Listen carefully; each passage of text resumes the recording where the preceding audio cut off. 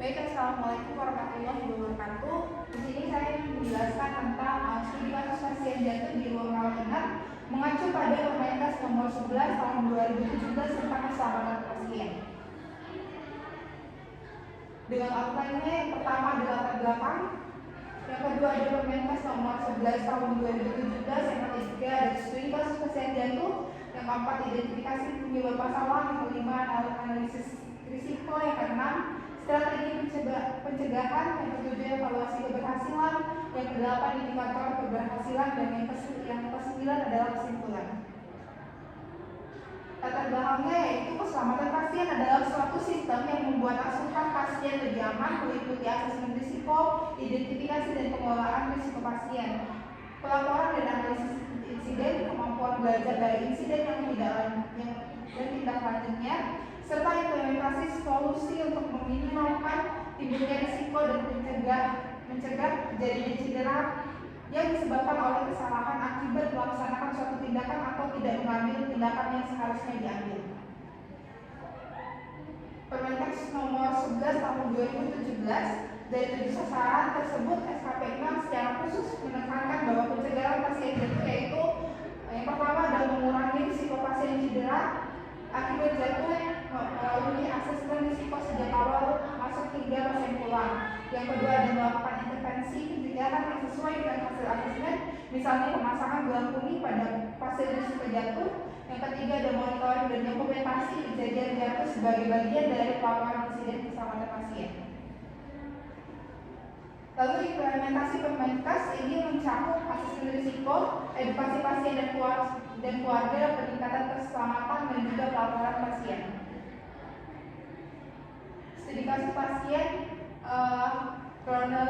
kronologi kejadiannya sebagai berikut: kondisi pasien berusia lanjut usia dengan tingkat gangguan mobilitas, pasien umumnya lansia umumnya mengalami penurunan kekuatan otot, keseimbangan dan refleks sehingga risiko jatuh lebih tinggi. Situasi kejadiannya adalah pasien mencoba menuju kamar mandi sendiri pada malam hari tanpa meminta bantuan perawat maupun pendamping keluarga. Dengan kejadiannya yaitu saat berjalan pasien kehilangan keseimbangan lalu jatuh di lantai, pasien ditempa oleh petugas setelah terdengar suara benturan dan teriakan. Dampaknya adalah pasien mengalami memar di lengan serta nyeri pada area pinggul. Dengan kategori insiden, kejadian ini termasuk dalam kejadian tidak diharapkan atau KTD, yakni insiden yang mengakibatkan cedera pada pasien akibat proses pelayanan kesehatan dan wajib dilaporkan serta dianalisis oleh tim keselamatan pasien rumah sakit. Lalu identifikasi penyebab masalahnya adalah ada beberapa faktor yang berperan, antara lainnya adalah usia lanjut, lansia mengalami penurunan fisiologis serta otot-otot koordinasi dan keseimbangan. Lalu selanjutnya adalah penggunaan obat-obatan, riwayat jantung sebelumnya, dan gangguan mobilitas seperti penyakit kronis, stroke, Parkinson, diabetes neuropati maupun penurunan fungsi penglihatan dan dapat mengakibatkan risiko jatuh. Lalu identifikasi penyebab lingkungan dan stafnya, yang pertama adalah faktor lingkungan atau licin, pencahayaan kurang memadai, tidak ada pegangan tangan, posisi tempat tidur dan kamar mandi tidak ergonomis, BLO pasien tidak dalam jangkauan. Lalu yang kedua ada faktor staf dan atau perawat, tidak dilakukan asesmen risiko jatuh, kurangnya pengawasan, kurangnya komunikasi dan edukasi, serta beban kerja yang berlebih. Dengan analisis risikonya, yang pertama adalah probabilitas kejadian kemungkinan pasien jatuh cukup tinggi pada kelompok lansia, terutama jika memiliki gangguan keseimbangan atau mobilitas terbatas. Yang kedua ada dampak atau severity. Dampak dari kejadian jatuh pun bervariasi, mulai dari cedera ringan seperti memar, lecet, dan nyeri, cedera sedang seperti fraktur, nyeri hebat dan juga makin terbatas mobilitas, hingga cedera berat yang fatal seperti trauma kepala, pendarahan intrakranial, bahkan menuju kematian pada pasien usia lanjut. Dengan analisis risikonya, tiga ada akar masalah. Penyebab utamanya seringkali berasal dari tidak adanya asesmen risiko jatuh sejak awal masuk, kurangnya pendamping pasien saat beraktivitas, dan minimnya edukasi kepada keluarga. dan juga lingkungan yang tidak aman, misalnya adalah pencahayaan kurang dan ketidakadaan handle serta kurang optimalnya pengawasan dari staf perawat. Yang keempat ada kategori risiko bila dikombinasikan antara kemungkinan dan yang tinggi dan juga dampak yang berat kejadian jatuh pasien digolongkan sebagai risiko tinggi. Strategi pencegahannya pertama adalah work assessment, terutama bila pada perubahan kondisi pasien, penggunaan obat, skala operasi atau kelemahan fisik. Lalu yang kedua ada alat ukuran standar rumah sakit yang dianjurkan memakai instrumen yang standar.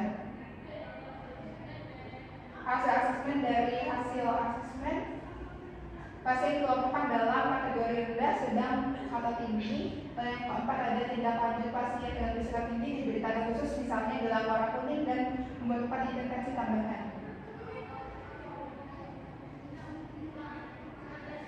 Serta faktor fisik yang sering menjadi pemicu pasien kehilangan keseimbangan serta modifikasi lingkungan menjadi dampak penting untuk dalam program keselamatan pasien. Yang pertama adalah perbaikan fasilitas fisik, pencahayaan yang memadai, ketersediaan dalam pasien, penataan ruangan, dan juga kamar mandi yang aman. Strategi pencegahan staf dan keluarga itu yang pertama ada peran staf dengan peran penting dalam mencegah jatuh melalui edukasi kepada pasien dan keluarga mengenai risiko serta mobilisasi yang aman. Yang kedua ada peran keluarga, yaitu adalah mendampingi pasien berisiko tinggi ketika mobilitas khususnya bila jumlah pasien terbatas. Yang ketiga ada kolaborasi staf dan keluarga yang dapat tercapai bila ada kerjasama yang baik antara perawat dan keluarga. Dengan evaluasi keberhasilan tujuannya adalah untuk menilai efektivitas program pencegahan jatuh, mengidentifikasi hambatan yang ada, serta menjadi dasar dalam upaya perbaikan berlanjut. Yang kedua ada metode evaluasi meliputi audit rekam medis untuk memastikan asesmen risiko jatuh dilakukan pada semua pasien. Indikator hasil evaluasi keberhasilan program ditandai dengan sebenarnya angka kejadian jatuh, tercapainya 100% asesmen risiko pada pasien sejak awal masuk, laporan insiden yang terdokumentasi dengan baik, serta adanya umpan balik positif dari pasien dan keluarga mengenai rasa aman selama dirawat. Yang keempat ada tindak lanjut evaluasi yang menunjukkan hasil baik program pencegahan adanya kelemahan, maka perlu dilakukan revisi SOP, pelatihan staf ulang, dan perbaikan fasilitas pendukung dipertahankan dan dikembangkan. Lalu indikator keberhasilannya itu termasuk indikator kuantitatif angka, indikator kualitatif untuk pelayanan, dan yang terakhir indikator proses. Kesimpulannya adalah kasus pasien jatuh di ruang rawat inap mencerminkan bahwa keselamatan pasien merupakan aspek yang tidak dapat diabaikan dalam pelayanan kesehatan.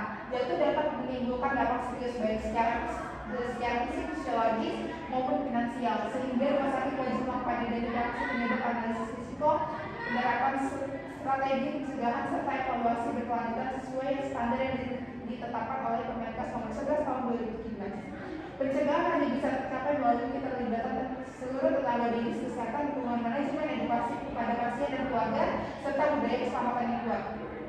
Dengan komitmen tersebut, risiko jatuh dapat diminimalkan, mutu pelayanan meningkat, dan